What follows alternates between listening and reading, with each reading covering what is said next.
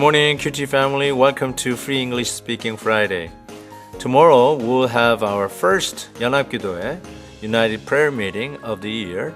What a blessed opportunity to lift our voice before our living God, pouring our hearts and bringing our requests to Him, as Hebrews 4:16 reminds us. Let us therefore come boldly unto the throne of grace, that we may obtain mercy and find grace to help in time of need.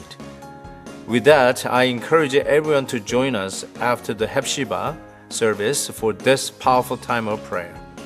Hope to see you then.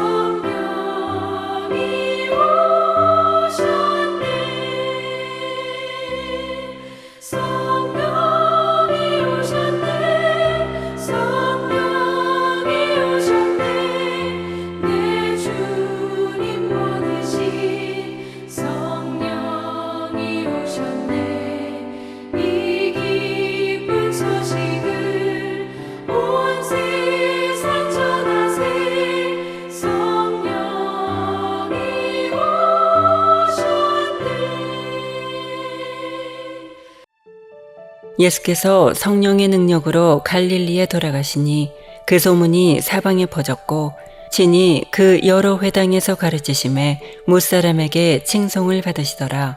예수께서 그 자라나신 곳 나사렛에 이르사 안식일에 늘 하시던 대로 회당에 들어가사 성경을 읽으려고 서심해 선지자 이사야의 글을 들이거늘 책을 펴서 이렇게 기록된 데를 찾으시니 곧 주의 성령이 내게 임하셨으니 이는 가난한 자에게 복음을 전하게 하시려고 내게 기름을 부으시고 나를 보내사 포로된 자에게 자유를, 눈먼 자에게 다시 보게 함을 전파하며 눌린 자를 자유롭게 하고 주의 은혜의 해를 전파하게 하려 하심이라 하였더라.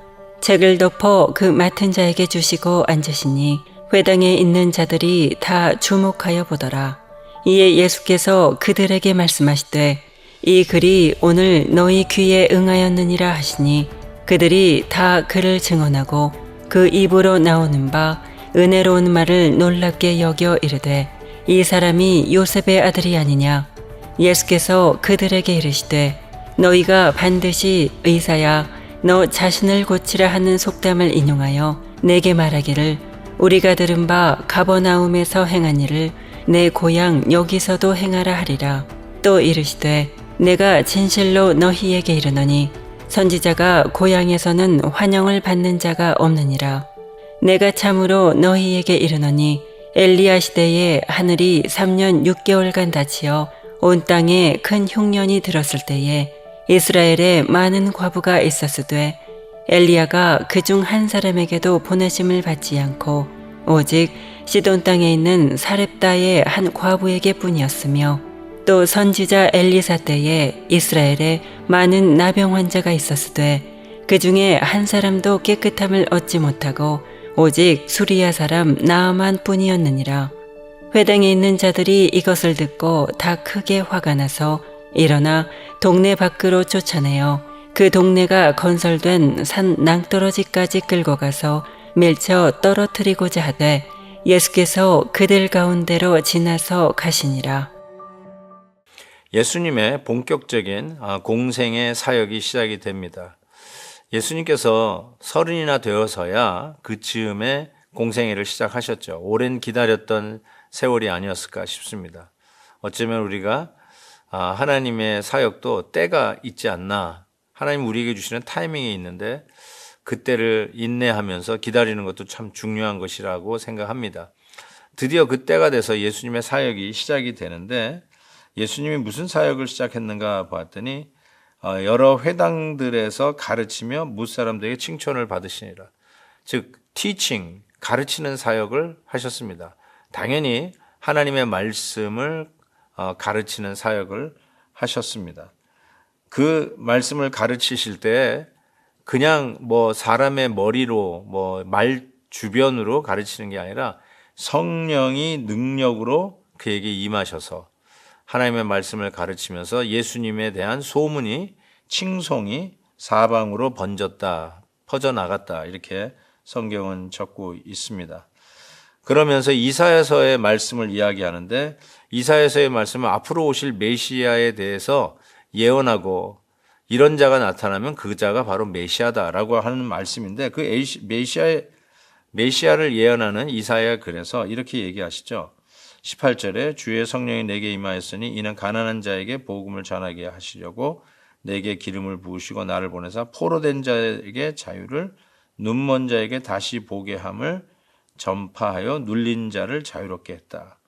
포로된 자에겐 자유로 그리고 눈먼 자에게는 다시 보게 함을 눌린 자는 자유롭게 하겠다는 앞으로 오실 메시아를 예언한 이 이사야 말씀을 가르치면서 뭐라고 얘기하십니까? 21절 보니까 이 글이 오늘 너희 귀에 응하였느니라. 당신이 바로 그 예언대로 온 메시아임을 시사하고 계시는 것이죠. 우리 주님께서 귀하게 하셨던 사역에 이 가르침이 있습니다. 그리고 눈먼 자의 눈을 다시 보게 하시는 이 치유의 사역이 있는 것을 보게 됩니다. 사랑하는 우리 큐티인 가족 여러분, 그래서 우리가 그리스도의 제자로 사는 삶 중에 가장 중요한 것 중에 하나가 예수님의 그 가르치는 사역을 배우는 겁니다. 그래서 교회들마다 제자 훈련 프로그램이 있는 이유도 그냥 단순히 프로그램이라기보다 예수님이 바로 이 말씀 사역으로 티칭을 가르치는 일을 하셨듯이 우리도 배워야 한다는 것을 분명히 깨닫게 됩니다. 또한 연약한 자들을 도우며 병약한 자들을 치유하는 사역을 우리 예수님이 본격적으로 하십니다. 그래서 이사야 선지자는 앞으로 이 메시아가 오면 눈먼 자들이 눈을 뜨게 되는 일들을 보게 될 것이다 라고 예언을 했는데 예수님께서 하신 말이 오늘 그 말씀, 그 예언이 응했다, 이루어졌다, 성취되었다 라고 말씀을 하시는 것이죠. 그러면서 예수님께서 무슨 말씀을 하시냐면 이와 같이 이런 치유 사역에 해당되는 두 사람을 샘플로 말씀을 하시는데 그 중에 하나가 누구냐면 엘리야가 그 누구에게도 다 갈 수 있었던 엘리야가 누구한테 갔느냐? 사렙다 한 과부에게만 갔다는 거예요. 모든 과부들에게 다 찾아간 게 아니라 사렙다 과부에게 찾아갔어요.